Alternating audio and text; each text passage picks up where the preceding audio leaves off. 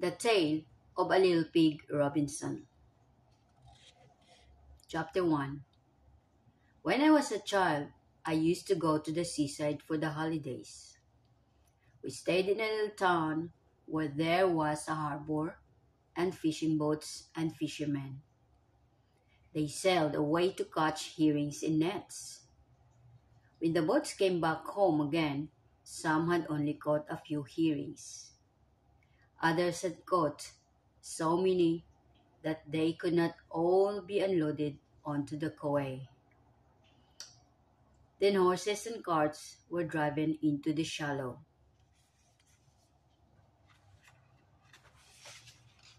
Water at low tide to meet the heavily laden boats. The fish were shoveled over the side of the boat into the carts and taken to the railway station, where a special train of fish trucks was waiting. Great was the excitement when the fishing boats returned with a good catch of herrings. Half the people in the town ran down to the quay, including cats. There was a white cat called Susan, who never missed meeting the boats. She belonged to the wife of an old fisherman named Sam. The wife's name was Bitsy. She had rheumatics, and she had no family except Susan and 5 hens. Bitsy sat by the fire. Her back ached. She said, "Ow, ow," whenever she had to put coal on and stir the pot. Susan sat opposite to Bitsy. She felt sorry for Bitsy. She wished she knew how to put the coal on and stir the pot. All day long they sat by the fire. While Sam was away fishing, they had a cup of tea and some milk. "Susan," said Bitsy, "I can hardly stand up. Go to the front gate, and I look out for Master's boat." Susan went out and came back. Three or four times she went out into the garden. At last, late in the afternoon, she saw the sails of fishing fleet coming in over the sea. "Go down to the harbor," asked Master, "for 6 herrings. I will cook them for supper. Take my basket, Susan." Susan took the basket. Also, she borrowed Bitsy's bonnet and little plaid shawl. I saw her hurrying down to the harbor. Other cats were coming out of the cottage and running down the steep streets that lead to the seafront. Also ducks. I remember that they were most peculiar ducks with the top knots that what looked like tam o' shanter caps. Everybody was hurrying to meet the boats. Nearly everybody. I only met one person, a dog called Stumpy, who was going the opposite way. He was carrying a paper parcel in his mouth. Some dogs do not care for fish. Stumpy had been to the butcher's to buy mutton chops for himself and Bob and Percy and Miss Rose. Stumpy was a large, serious, well-behaved brown dog with a short tail. He lived with Bob, the retriever, and Percy, the cat, and Miss Rose, who kept house. Stumpy had belonged to a very rich old gentleman, and when the old gentleman died, he left money to Stumpy, 10 shillings a week. 10 shillings a week for the rest of Stumpy's life. So that was why Stumpy and Bob and Percy the cat all lived together in a pretty little house. Susan with her basket meets Stumpy at the corner of Broad Street. Susan made a curtsy. She would have stopped to inquire after Percy. Only she was in a hurry to meet the boat. Percy was lame. He had hurt his foot. He had been trapped under the wheel of a milk cart. Stumpy looked at Susan out of the corner of his eye. He wagged his tail, but he did not stop. He could not bow or say good afternoon for fear of dropping the parcel of mutton chop. He turned out of Broad Street into Woodbine Lane, where he lived.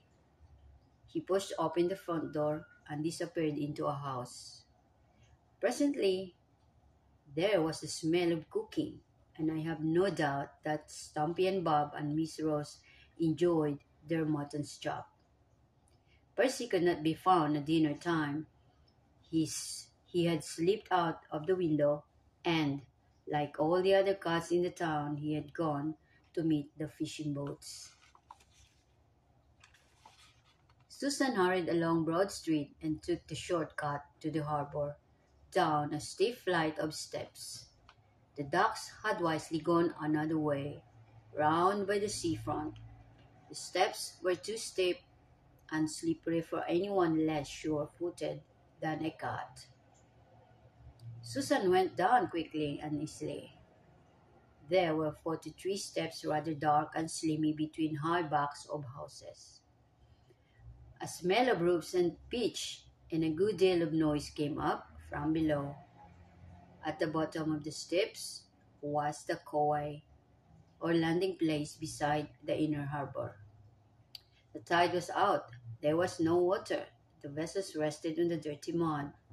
Several ships were moored beside the quay. Others were anchored into the breakwater. Near the steps coal was being unloaded from two grimy colliers called the Margaret of Sunderland and Jenny Jones of Cardiff. Men ran along planks with wheelbarrowfuls of coal. Coal scoops were swung ashore by cranes and emptied with loud thumping and rattling. Farther along the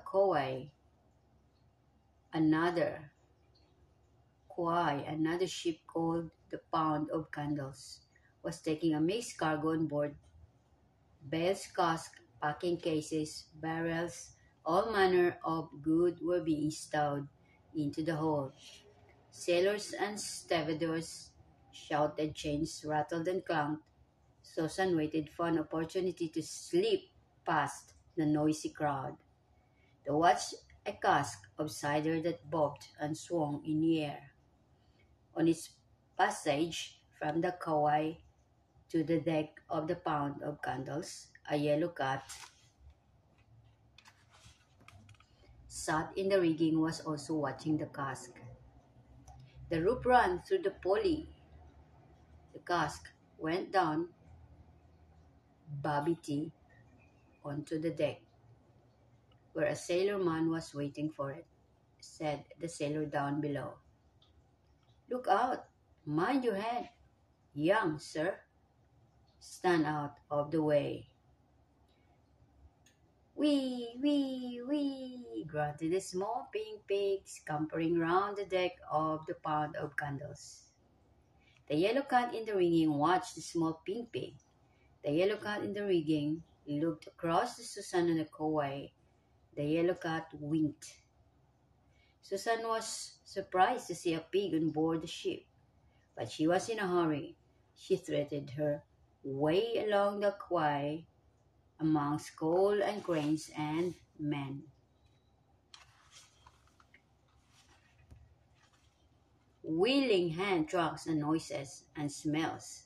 She passed fish auction and fish boxes and fish sorters and barrels and women were filling with herring and salt.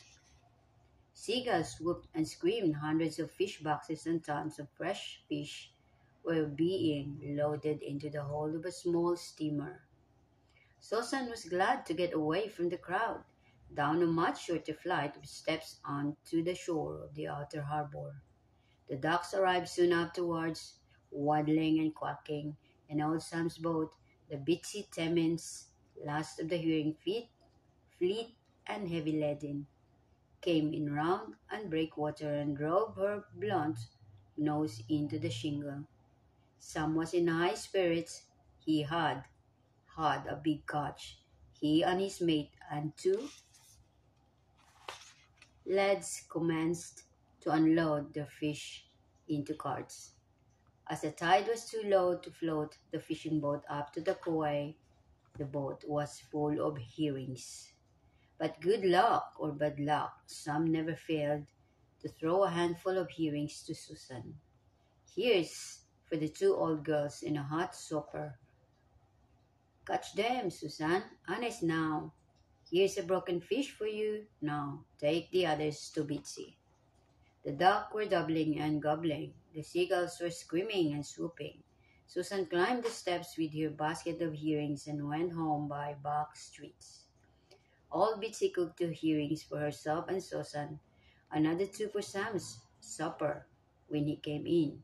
Then she went to bed with a hot bottle wrapped in a flannel petticoat to help her rheumatics.